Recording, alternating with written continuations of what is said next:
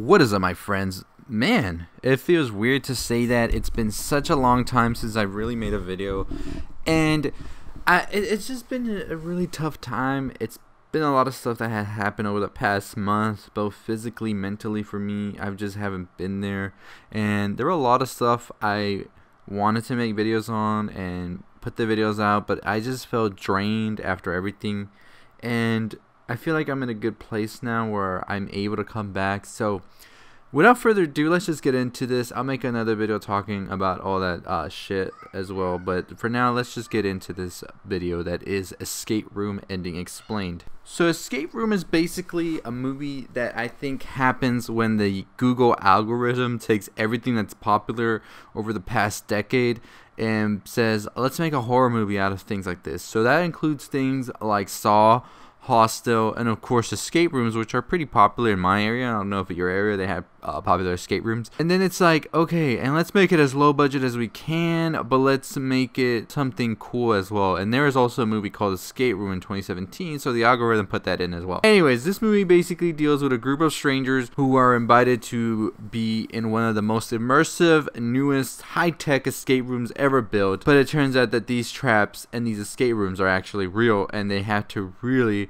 use their wits to survive, and that's what the Wikipedia says. But let me tell you, this movie has many different characters who I found to be none of them relatable or even likable in any sense, and that was one of the big problems with this movie. So other than that, if you go into this movie just wanting something that's crazy and just gonna be like, oh crap, look at those traps, look at what's going on, but you're not going in there for a story, then my friends, you're gonna enjoy this movie. And that's what I want you to go into this movie expecting, just something cheap, scary, and sort of a funhouse type deal. Then you will enjoy this movie. But I would not pay full price, by the way. Go in there for a matinee or wait for it to come out on Netflix or something, right? But anyways, the movie basically deals with them. They're trying to find out why exactly they are put in these traps, what is so like the connection between all of them, and why and how do they escape.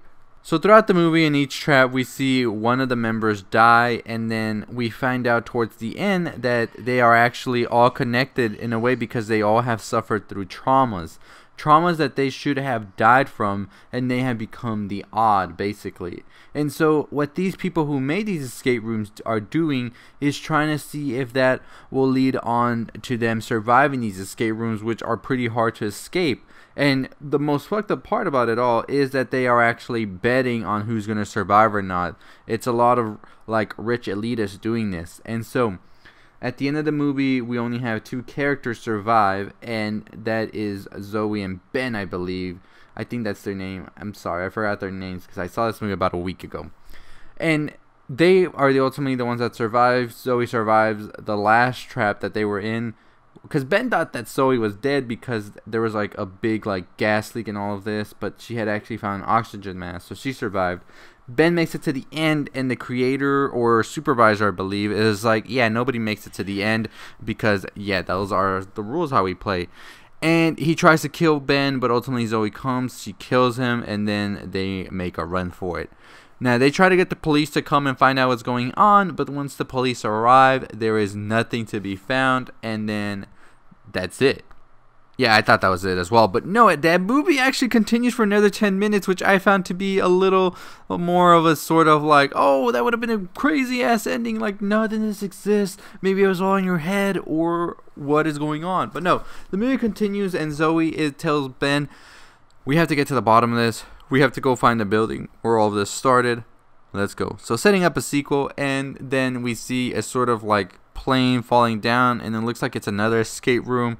They're trying to figure out how to land it and whatnot, but no, it turns out that this is like the demo they're doing to try to put Zoe and Ben into when they're trying to fly over to the escape room, because the escape room boss is like, they're not gonna get far, we're gonna stop them dead in their tracks, and this is the way we're gonna do it, but they gotta play the game. And now I'm just thinking, who the hell is this super villain looking guy right there? Because it's just like a shadow sitting on a chair, and it just looks like the most cartoonish shit ever. And if they're going for that, good. If they weren't, oh my goodness.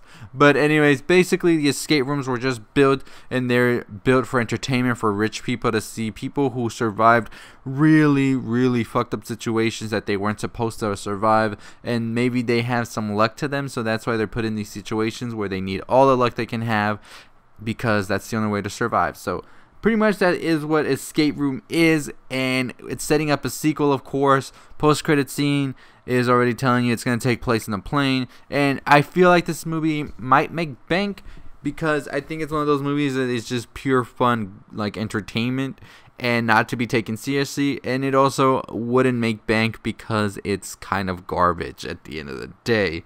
But anyways, let me know what you think about Escape Room. Did you like it? Did you not? I'm not knocking it or anything. Like I said, I see where its flaws are, but I also see where its appeal can be, because the test audience I went to, it was a split. 50% of the people I would say loved it, 50% of the people I would say hated it, and that's just from hearing people talk and give their little reviews at the end. But you let me know your opinion on it. Did you love it? Did you not? And don't forget to subscribe. We're on the road to 10,000 subscribers. I know we can get there. It's a new year, a new beginning, and I'm back on the videos for sure. I'm back to doing them all. I have videos on Bandersnatch, also Bird Box, If Beale Street Could Talk, all those movies that I wanted to make videos for all this month, but I just wasn't in the right place. But I feel like I'm back, so definitely look out for all of those, and I'll see y'all next time. As always, don't forget to hit like, comment, subscribe. I'll see you next time. Stay positive.